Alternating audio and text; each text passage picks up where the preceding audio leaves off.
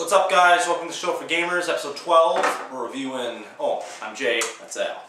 We're reviewing Resident Evil Dark Side Chronicles for the Wii. Now, I didn't play it. There's something, I think it was called like Resident Evil Dead Aim back in the day for like PS2 or something. That was kind of like this, where it's kind of set up like an arcade first-person shooter, where it's just a cursor and you're shooting zombies. That's what this is. And your person just moves itself. Yeah, that's one thing I don't like right off the bat that I can tell you is the computer controls where I go, kind of like in like House of the Dead thing, and I wish I could kind of explore a little bit more. I mean, I understand why they did it. That's just my personal thing. But the cool thing is you can choose paths and stuff. You can switch weapons. The controls are really easy. I mean, just like flicking the joystick on the nunchuck, it's like bam, I switch my gun. You can carry 4 weapons. Same thing going in the menu. It's either hand. You like hold down A and like wiggle one of either the nunchuck or the controller, whichever. Then you're slashing your knife like crazy. Helps you take care of like little packs of like spiders or crows that are flying at you. I mean, you're fighting enemies that you've seen before. I don't ever recall seeing those like frogmen things you fight. Oh, you do. Yeah, once you get in the sewers and stuff, you start fighting those guys. I'm just saying, I don't remember seeing them in other games. Like I remember seeing like aquatic hunters, but those don't look like aquatic hunters to me because they don't have claws. Yeah, I know. Anyway, the graphics are pretty decent as far as like Wii goes.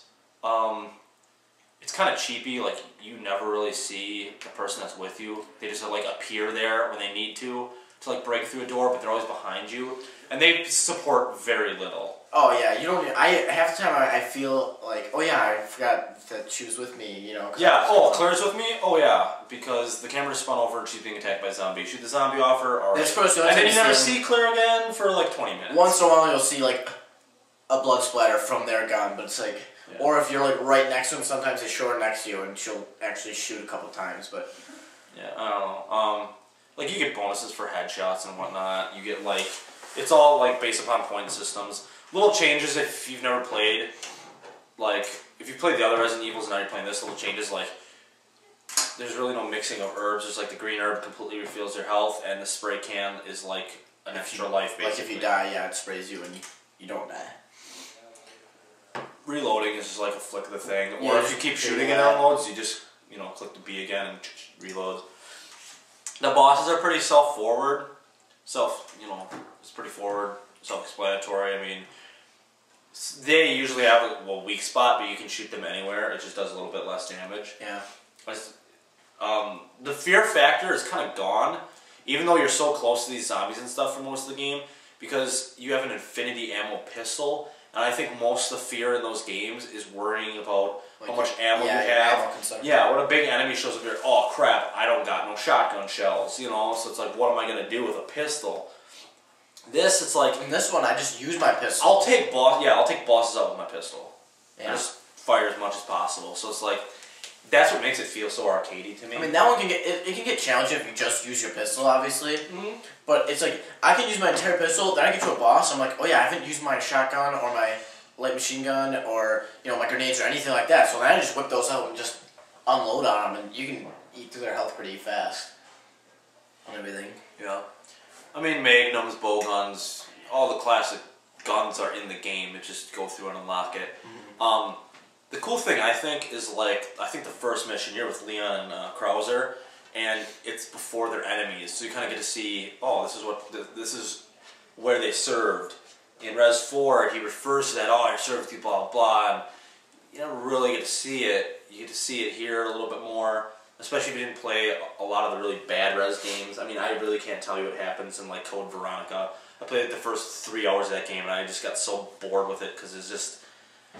I thought it was very shitty compared to other Res games. So it's like, I don't know whatever happened to Claire and that and junk, but... I mean, but if you compare this to something like Resident Evil 5, like, it's not even remotely on par. No. I think we'd give that game like a 9, probably. So it's not like, oh my god, everybody should own it. But it's on the Wii, and as far as the Wii goes for selection and titles, I think this is pretty sweet, especially if you're into the horror genre.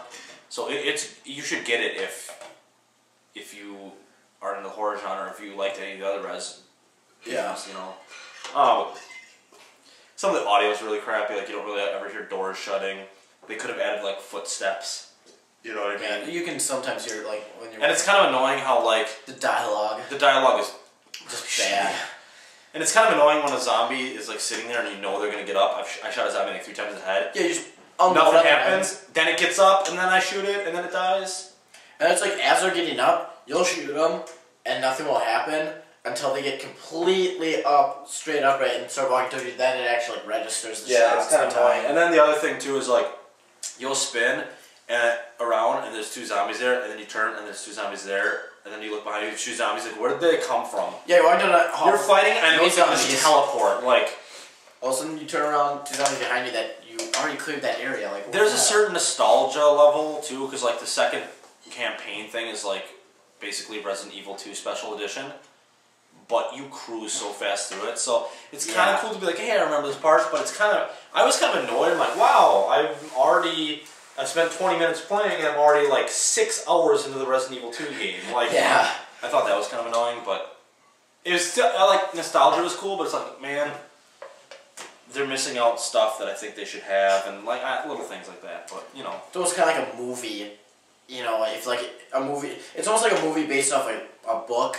Like everyone says, oh, the book's better if they read the book first, you know? But again, it's called Dark Side Chronicles, so it's supposed to be in the concept of like recapping and blah blah. Yeah. Which that's the cool thing. There's tons of unlockables like enemies and character descriptions and movies and you can unlock titles like and stuff. like little mini achievements within the game and stuff. So overall, Resident Evil Dark Side Chronicles 7 out of 10. It's not super special, but it's worth buying, especially if you have a Wii and you're looking for something fun to play. Yeah. You can also play 2 players, so yeah, and now it's worth player with it. So there you go. Check out the behind the scenes underneath this. It usually gets posted within a couple hours, within a day of this going up. So if you want to subscribe to the channel, it's WebSpot. Here it is, right here. This is the next episode. Alright, next time we're going to be reviewing James Cameron's Avatar the game. And after that, Road Warrior. Probably a BMX game, don't know. That's a boring title for next episode. Alright, next episode, episode 13? Yep. Episode 13, James Cameron's Avatar the game is going to be called Page Edit.